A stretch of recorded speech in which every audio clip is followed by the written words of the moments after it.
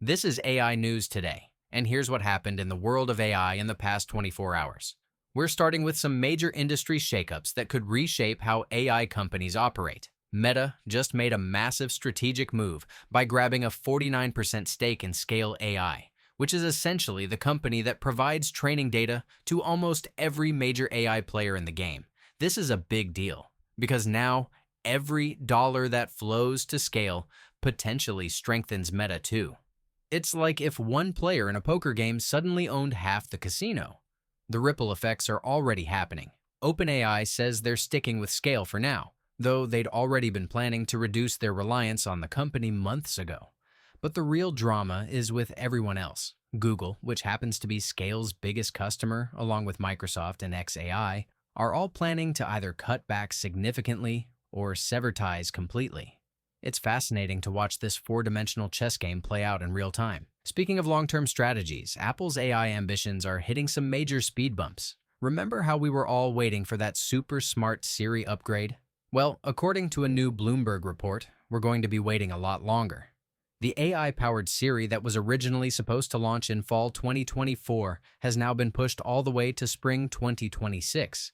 Apple says the delay comes down to the challenge of integrating AI into their existing architecture. But here's the thing.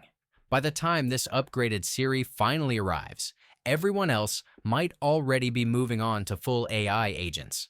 The question is whether Apple's playing catch-up or if they have something completely different up their sleeve.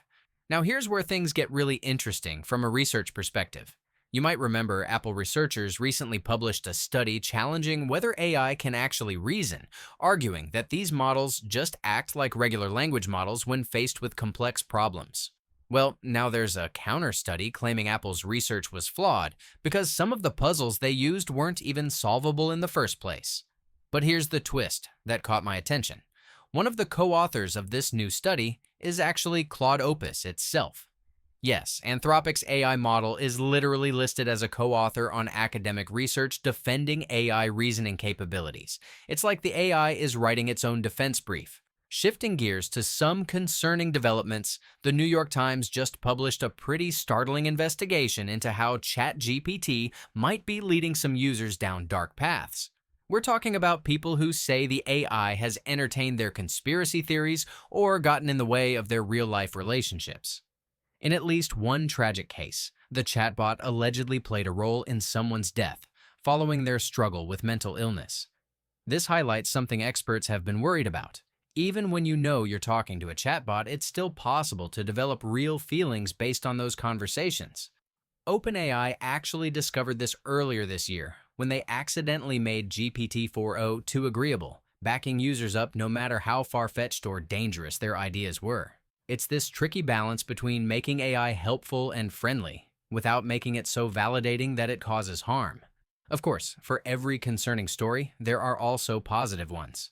People are sharing experiences about ChatGPT potentially helping save lives by providing medical insights, or serving as a mental health resource when traditional therapy isn't available. As AI investor Didi Das put it perfectly, every powerful generational technology comes with both immense benefits and incredible risks. The challenge is maximizing those benefits while reducing the real harms. On a lighter note, let's talk about some cool new developments. Google's NotebookLM, which has that amazing feature where it turns your documents into AI-generated podcasts, might soon be coming to Google Search. Imagine being able to get a personalized podcast summary of any topic you're researching. And ChatGPT's Canvas tool just got some quality-of-life improvements. You can now download your projects as PDFs, Word documents, or various coding formats, plus run multiple responses simultaneously to speed up your workflow. Over in the dating world, a new study found that 16% of people have interacted with AI as a romantic companion, while 40% think having an AI partner counts as cheating if you're in a relationship. The lines between human and AI interaction are definitely getting blurrier. Finally, there's some interesting military tech crossover happening. OpenAI's Chief Product Officer Kevin Weil, along with executives from Palantir and Meta, are joining the U.S. Army Reserve as lieutenant colonels to help modernize military technologies. It's a sign of how seriously both the tech industry and government are taking AI's strategic importance.